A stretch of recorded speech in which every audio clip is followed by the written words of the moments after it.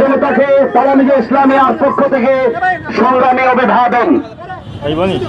সংগ্রামী মুসলিম জনতা, আমরা তালামিজে ইসলামিয়ার কর্মীরা এখানে কাঁদতে আসিনি, আমরা এখানে কাঁদতে আসিনি, আমরা এসেছি আমাদের অধিকারের কথা বলতে, আমরা এসেছি আমাদের দাবি আদায় করতে। যদি আমরা এই বাংলাদেশের এক একজন নাগরিক হয়ে থাকি, তাইলে একজন আওয়ামী লীগের কর্মীর যে অধিকার, একজন বিএনপির কর্মীর যে অধিকার, জাতীয় পার্টির কর্মীর যে অধিকার, নাগরিক হিসাবে এই বাংলাদেশে আমারও ঠিক সেই অধিকার রয়েছে।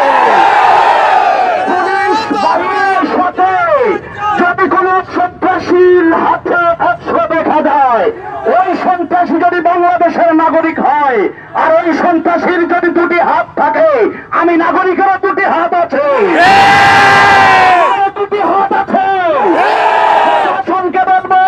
আপনারা ওই সন্ত্রাসী বাহিনীকে সাথে নিয়ে আমজনতার উপর আক্রমণ করবেন না। যদি আমজনতার উপর সন্ত্রাসী বাহিনী নিয়ে আক্রমণ করেন, তাইলে বাংলার 18 কোটি মুসলমান, বাংলার 90% মুসলমান দুই হাতে অস্ত্র ধরতে বাধ্য হবে।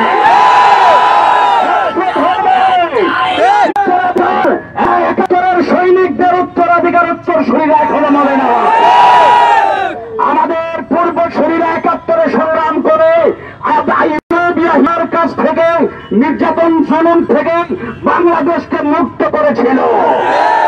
আর আমরা শহীদ সরি, আমরা বাঙালি বীর যোদ্ধা, আমরা মুসলমান বীর যোদ্ধা, আমরা বীর খালেদের উত্তরাধিকার, আমরা তারেক বিন জিয়াদের উত্তরসূরি, আমরা লড়তে জানি, আমরা হাসি মুখে লড়তে জানি। সংগ্রামের জনতা, শাহজালাল মুজাদ্দেদ ইয়ামানী রহমাতুল্লাহি আলাইহির উত্তরাধিকার যারা, তাদের স্মরণ রাখতে হবে। শাহজালালের সঙ্গী সাথীদের মুখে যেমন পাওয়ারফুল আযান ছিল, তেমন শাহজালালের তলোয়ার ছিল। প্রশাসনের ভাইদেরকে বলছি, প্রশাসনের ভাইদেরকে বলছি, আপনাদেরও বিবেক আছে আমরা মনে করি, আপনাদের মানবিক জ্ঞানও আছে, মূল্যবোধ আছে, এটা আমরা মনে করি, আপনারাও মানুষ, এটা আমরা বিবেচনা করি। আপনাদেরকে মনে রাখতে হবে, শাহজালালের মুখে যেমন আজানের ধ্বনি ছিল, তেমন শাহজালালের হাতে তলোয়ার ছিল। যেখানে আজান প্রয়োজন সেখানে আজান হবে, যেখানে তলোয়ার প্রয়োজন সেখানে তলোয়ার হবে। বাংলাদেশের স্বাধীনতার রক্ষার জন্য আরেকটি যুদ্ধ হবে, স্বাধীনতার চেতনাকে ক্ষুণ্ণ রাখার জন্য আরেকটি সংগ্রাম হবে। আমাদের ভাইদের উপর আক্রমণ হবে, মুসল্লিদের উপর আক্রমণ হবে, মুসল্লিরা আমরা ঘর থেকে ধরে ধরে এনে আক্রমণ করব, আমরা মারব, আমরা মরব। বাংলাদেশের লাল সবুজের পতাকার ভিতরে যে বৃত্তাকার লাল দাগ আছে, এই দাগের, এই বৃত্তাকার লাল অংশের ঋণ আজও আমরা শোধ করতে পারি নাই। আর এখন পুলিশ ভাইরা আবার ওই লাল বৃত্তকে আরো বড় করতেছে, লাল দাগকে আরো বড় করতেছে। আপনারা বড় করেন, লাল দাগ বড় হতে হতে সবুজ মিটে লাল হয়ে যাবে, সবুজ শেষ হয়ে লাল হয়ে যাবে, আপনাদের গুলি ঘুরিয়ে যাবে। আর আপনাদের গুলি যখন ঘুরিয়ে যাবে, লাল পতাকার মধ্যে লা ইলাহা ইল্লাল্লাহ লেখা থাকবে। আমার বাড়াবাড়ি করবেন না, আমরা লাল বৃত্তের ঋণ আজ পর্যন্ত শোধ করতে পারি নাই। আর পুলিশ ভাইরা আপনারা লাল বৃত্তকে বড় করতে আছেন, আমরা কেউ বড় করতে নাই, এই কাজ আমরা করি না। এই ভারতের কোষায় নরেন্দ্র মোদী, যার দাম আমার দেশের একজন ঠেলাওয়ালার দামের, মোদির দাম আমার দেশের রিক্সা চালকের দাম খুব বেশি। কথা বলেন ঠিক কিনা? মোদী আসছে, আমি ভালোভাবে কথা বলতে চাই, ভদ্র ভাষায় একটা কথা বলতে চাই। মোদী আসে বাংলাদেশে, জনগণের কথাকে উপেক্ষা করে, জনগণের কোন কথায় কান্না দিয়ে আপনারা এনেছেন, আপনারা আপনাদেরটা করেছেন, করবেন, তারা সরকারে আছেন। কিন্তু মনে রাখবেন, মোদি যখন বাংলাদেশ আসলো, শুক্র জুমার দিনে জমা পড়েছেন মুসল্লিরা বাইতুল মুকাররমে। ওইখানে মুসল্লি হবে সর্বসাকুল্যে 2 থেকে 2,500, এর থেকে বেশি না। শেখ হাসিনা বাংলাদেশের সরকার প্রধান, আপনি কেন মোদির নিরাপত্তার জন্য 2,500 মুসল্লিকে কন্ট্রোল করতে 2,500 পুলিশ বাইতুল মুকাররমে দিলেন না? কেন 5,000 পুলিশ মোতায়েন করলেন না? আপনি পুলিশ মোতায়েন করবেন না, আবার সন্ত্রাসী বাহিনীকে পুলিশের অংশীদার করে দেবেন। এটা বাংলার জনগণ বুঝে, এটা আমরা বুঝি, তালামি ইসলামিয়া বুঝে। সময় হবে জবাব নেওয়ার জন্য প্রস্তুত থাকুন। তালামি ইসলামিয়ার কর্মী ভাইরা আপনারাও প্রস্তুত থাকুন।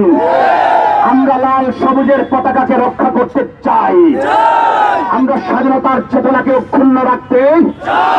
যারা লাল সবুজ পতাকাকে কেবল লাল করতে চাইবে, তাদের পরিণতি হবে ভয়াবহ।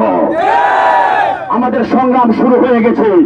এই বাংলাদেশের গোটা বাংলাদেশের কোথাও যদি একটা মুসল্লি একটা মাদ্রাসার ছাত্রের উপর আঘাত করা হয়, ঢাকা ইউনিভার্সিটিতে ছাত্র আহত হলে যেমন ঢাকাকে পঙ্গু করে দেওয়া হয়, আমার দেশের কোন মাদ্রাসার ছাত্রকে যদি আঘাত করা হয়, আমি অনুরোধ করব মাদ্রাসার পড়ুয়া ছাত্র ভাইদেরকে, সবাই ঐক্যবদ্ধ হয়ে যাব,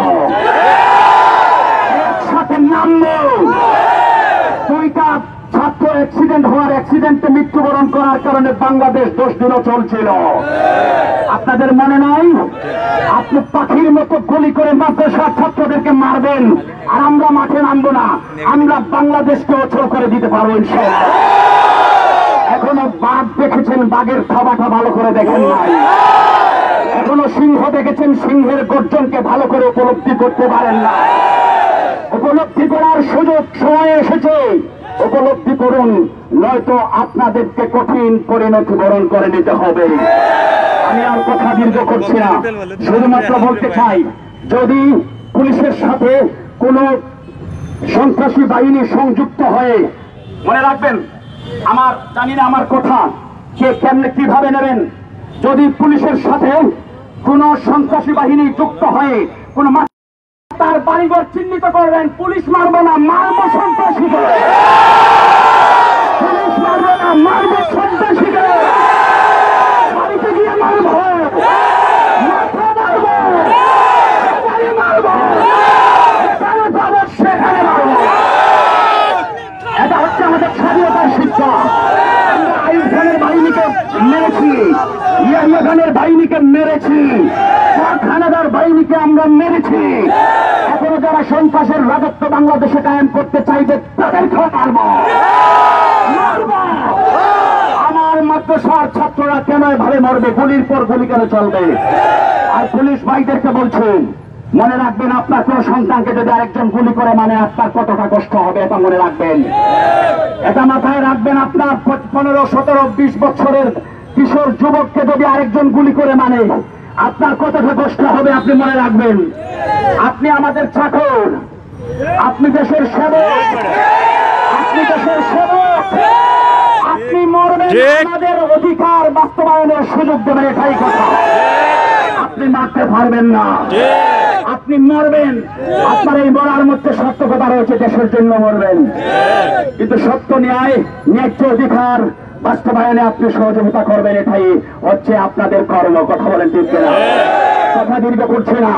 ফুলতলী পীর সাহেব কিবলার ভক্ত, অনুরক্ত মুহিদ্দিন মুরিদিন এবং সর্বশ্রেণীর সমর্থক ভাইদের উদ্দেশ্যে বলছি, ডাক্তার আসবেই, শুরু হয়ে গেছে সংগ্রাম। ডাক্তার আসবেই, সুচিন্তিত ভাবে সামগ্রিক শক্তি সঞ্চয়ের মাধ্যমে ওই বাতিলের মোকাবেলা করার জন্য প্রস্তুত থাকুন। আমাদের যতটুকু সামর্থ্য আছে সবটুকু নিয়ে আমরা প্রস্তুত থাকব। যখনই আমাদেরকে চূড়ান্ত ভাবে আহ্বান করা হবে, আমরা চূড়ান্ত পর্যায়ে মাঠে নেমে যাব। আমরা লড়ব, আমরা সংগ্রাম করব, আমরা মারব, আমরা মারব, আমরা মরব, আমরা শহীদ হব। তবু বাংলাদেশের লাল সবুজ পতাকাকে আমরা আসমানে উত্তীর্ণ রাখবো, অক্ষুণ্ণ রাখবো। আমার কথা এখানেই শেষ।